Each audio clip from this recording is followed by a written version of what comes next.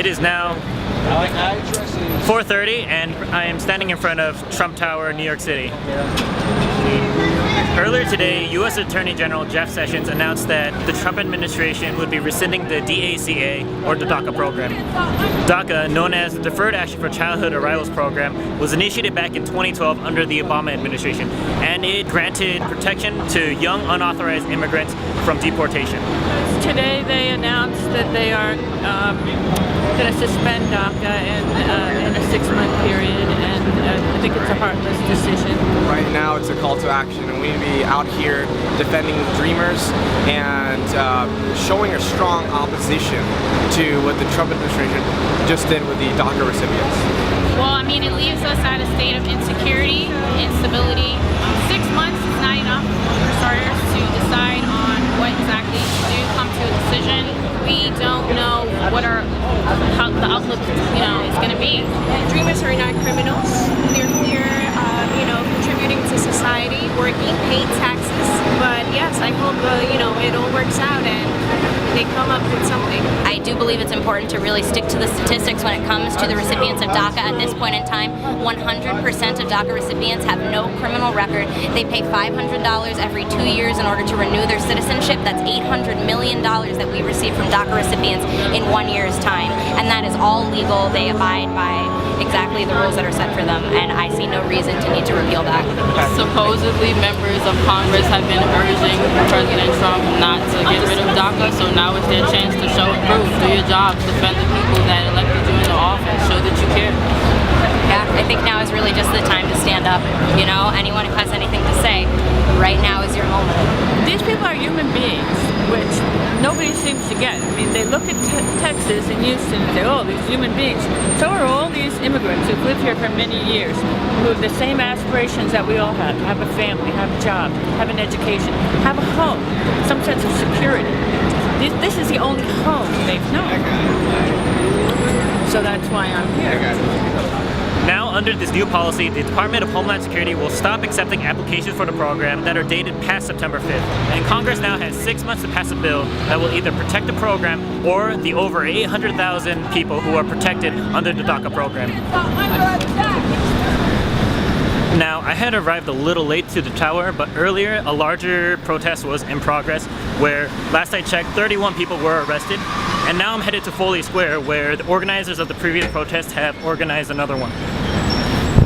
So quick little update, I was on my way to Foley Square, but then I got this update telling me that there's going to be a solidarity rally in front of the 7th precinct for the 30 plus people who got arrested during the protest earlier. So sorry, what's your name? Marguerite. Marguerite, where were you coming from and where are you headed to right now? So we're headed to central booking from the 7th precinct. We were over there from about, I want to say 4 o'clock on. And while we were there, 7 people were released, DACA recipients were released. And there's a couple people still there, but we're not sure when they're going to get out. So we're walking. We got word that the rest of our people who got arrested, which I think is 23 more people, are at central booking. So we're headed there now to do some jail solidarity and get them out.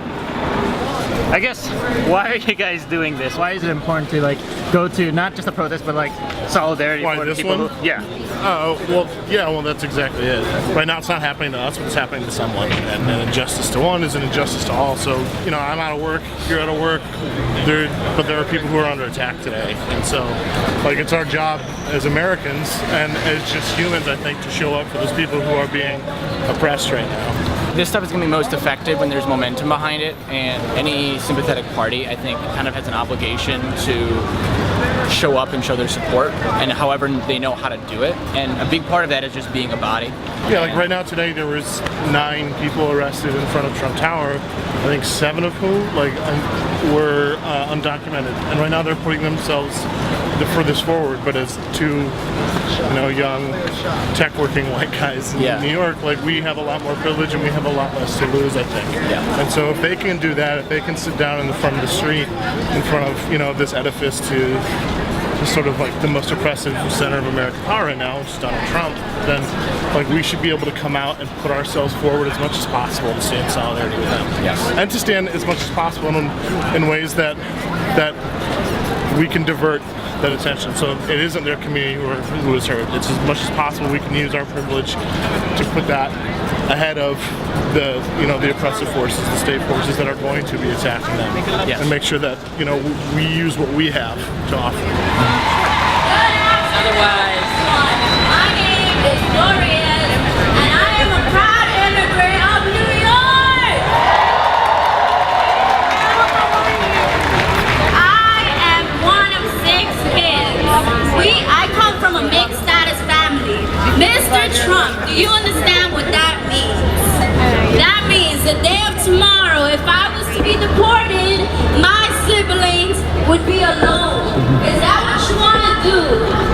His plan has been to separate families, separate mothers from their kids, separate fathers from their siblings. He doesn't understand what it's like to live in the shadows. As a matter of fact, the government has promised us, come out of the shadows. We will help you. We will provide immigration reform.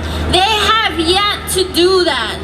President Obama made the executive actions to provide DACA, which simply provided us with the opportunity to work, to contribute to the economy of New York.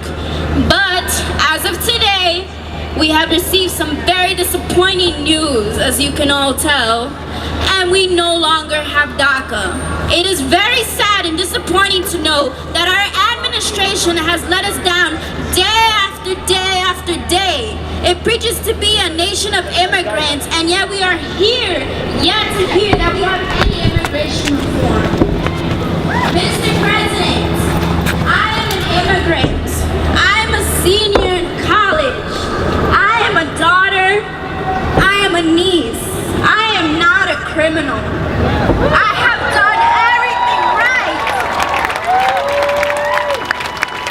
And I simply want to give back to my community. Where is the crime in that, Mr. Trump? My name is Jung Rae-jang, spelled Jungrae-Jang, and I came to United States at the age of 15 in 2005 from South Korea.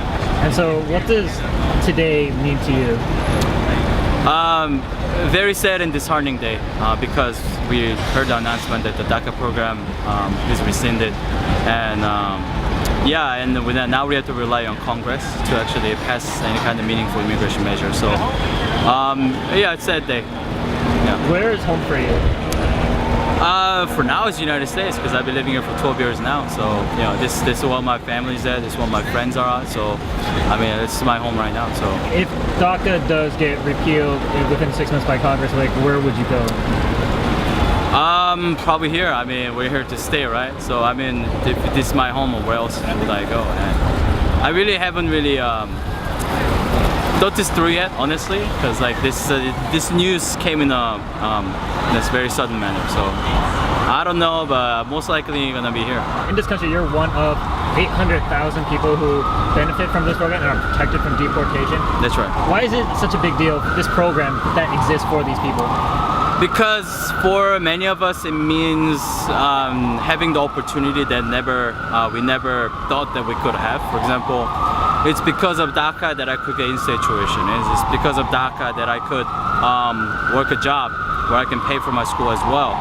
And it is also from the DACA that I felt this some sort of a comfort in my mind, so that knowing that I'm protected from the deportation, and I know that I'm not the only one who felt the same way or went through the same situation. So that's why I think DACA is very important program to exist. And that's why it's so disheartening to see the program being rescinded. And so what's next? I know that Congress now has to pass a bill. What would you like people to know? Right. So I think in this sense, it's important that we keep up the fighting. This is not the end of it.